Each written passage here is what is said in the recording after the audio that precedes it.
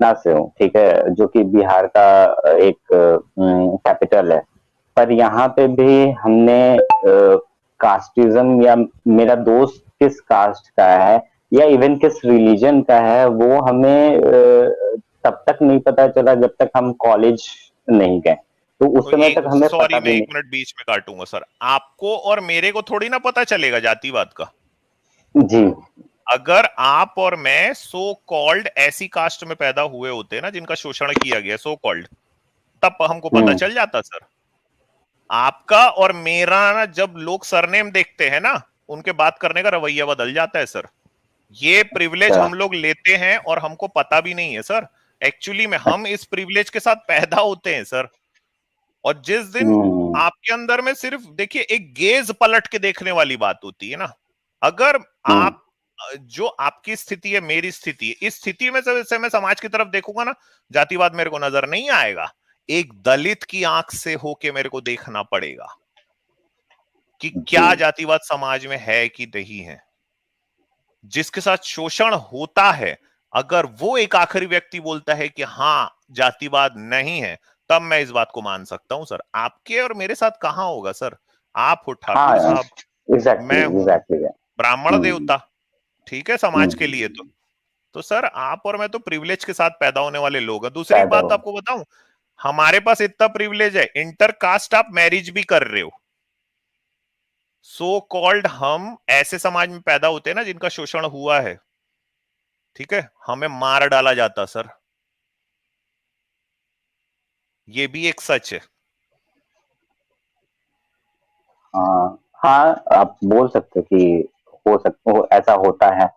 बिल्कुल, भले ही हमने हमने कहानियां नहीं जिसमें सुनी किया सर। नहीं। हाँ पर जैसे मेरी बहन ने ऑनर भी किलिंग क्या होती है?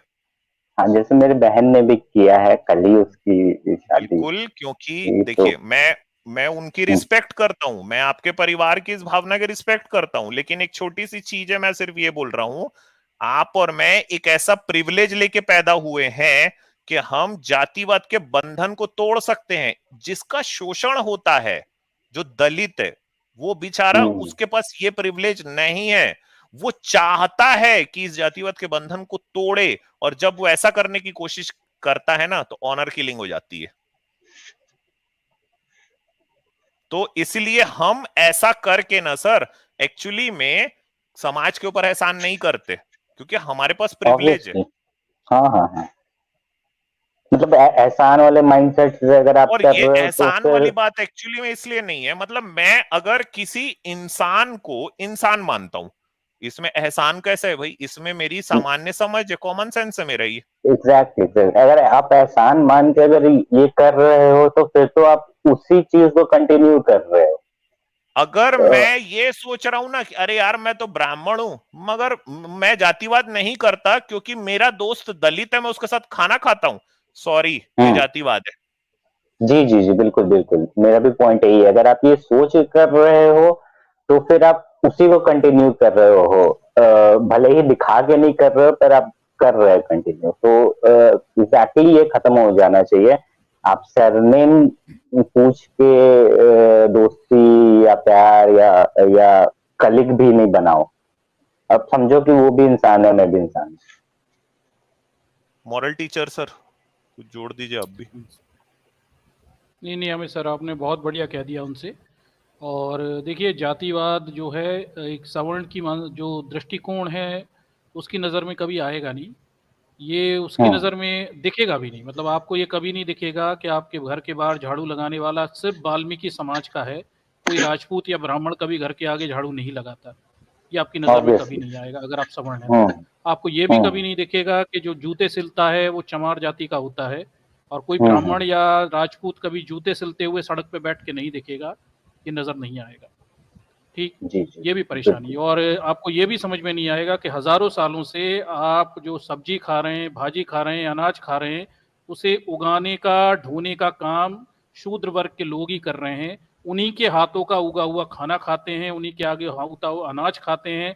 लेकिन उनके साथ बैठकर खाना खाकर अगर आप ये कहते हैं कि आप जातिवाद नहीं है, तो ये आपको दिखेगा नहीं, ये जातिवाद है। ठीक है, असलियत में हज़ारों जी। सालों से इंसान यही करता रहा कि वो उठाने ढोने वाले शूद्र ही थे। और उन्हीं के हाथों का खाता रहा और उनसे ही अछूत भी करता रहा। मतलब अनाज उगाने वाले कौन? अशूद्र। और ढोने वाले कौन? शूद्र। कब्जीबाजी उगाने वाले शूद्र।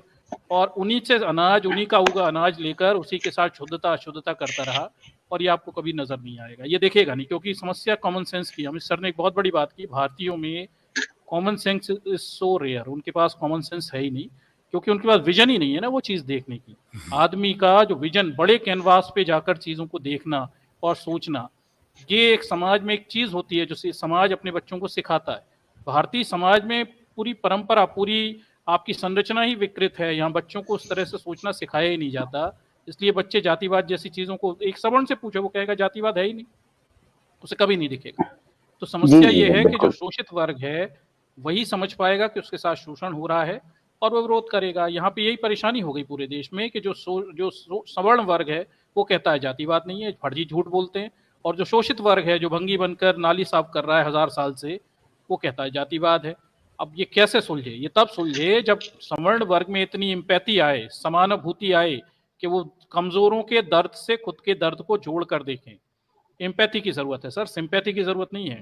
वी डोंट नीड सिंपैथी, हमें एम्पैथी चाहिए। समाज में एम्पैथी डेवलप करनी पड़ेगी, समानुभूति, तब जाकर ये समाज में सक्षम लोगों में इतनी सहनशीलता आएगी कि वो समझें कि जो हमसे कमजोर हैं उनका दर्द क्या होता है। ठीक, तो ये चीज जो है ये धीरे धीरे डेवलप होगी, संभवतः हो जाएगी। अगर हम बात करेंगे तो डेवलप हो जाएगी। एक और समस्या है, हमारे देश में लोग जातिवाद पर बात नहीं करना चाहते, और वो ये मानते हैं, सवर्ण व्यक्ति की एक और मानसिकता है कि अगर आप जातिवाद पे बात करोगे तो जातिवाद फैलेगा। वो आजकल ये आर्ग्यूमेंट देता है, the moment we talk about casteism, वो एक ही उनका आर्ग्यूमेंट आएगा, अरे जातिवाद पे बात मत करो, जो बात कर रहा है उसी को कहते हैं तुम जातिवाद फैला रहे हो। तो सवर्ण ने एक अपने आप को खोल में बांध लिया है, जहां वो ये मानता है जातिवाद पे हमें बात ही नहीं करनी, बात नहीं कर रहे मतलब जातिवाद नहीं है। ठीक, और बात कर रहा है जो व्यक्ति वही जातिवादी।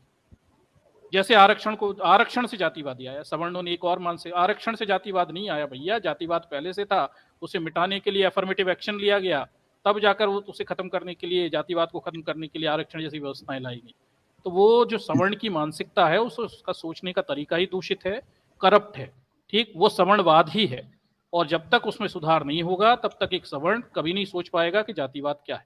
ठीक, वो समझ भी नहीं पाएगा कि एक नाली साफ करने वाले का दर्द क्या है, कष्ट क्या है, उसके साथ एम्पैथी कभी नहीं कर पाएगा। तो ये अंतर जो समाज में है ये अभी बना रहेगा, और बहुत सारे सवर्ण बने रहेंगे जो आएंगे, ये डिफेंड करेंगे कि भाई हमारे समाज में क्या, हमारे पूर्वजों ने कुछ भी अच्छा नहीं किया। आपने एक बहुत अच्छा क्वेश्चन किया, क्या हमारे पूर्वजों ने बहुत अच्छा कुछ भी अच्छा नहीं किया? हमारा इतिहास इतना जलील है कि हम कुछ भी चीज डिफेंड नहीं कर सकते? बहुत अच्छा क्वेश्चन है, मैं लिखवाता भी हूँ इसे बच्चों को इतिहास में, कि कोई भी समाज अपनी कला, साहित्य, संस्कृति की प्रगति से नहीं पहचाना जाता। समाज पहचाना जाता है अतीत में अपने साथियों के, अपने लोगों के साथ किए गए सद्व्यवहार से और महिलाओं के साथ किए गए उच्च व्यवहार से।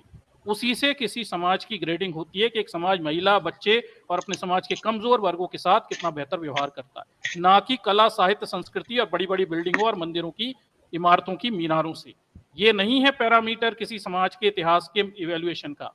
पैरामीटर केवल वो है कि अतीत में आपने अपने भाई बंधुओं के साथ, अपने लोगों के साथ, महिलाओं के साथ, बच्चों के साथ कैसा व्यवहार किया, इसी से ग्रेड होगा। और सॉरी, आपका इतिहास बड़ा खराब है, सती प्रथा, कन्या शिशु बाल हत्या, जातिवाद, फिर दास प्रथा।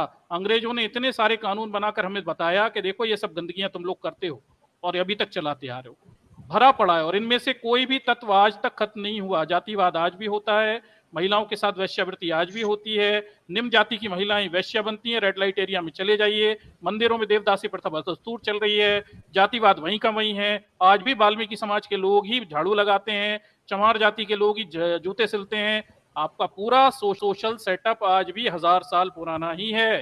मंदिरों में ब्राह्मणों के ही कब्जे हैं, और इसके अलावा वैश्य व्यापारी वर्ग बन के आज भी सदव्यवस्था पे कब्जा करके बैठे हैं।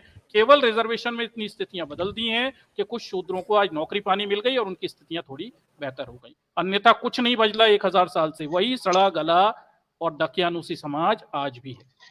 जी सर, लीजिए।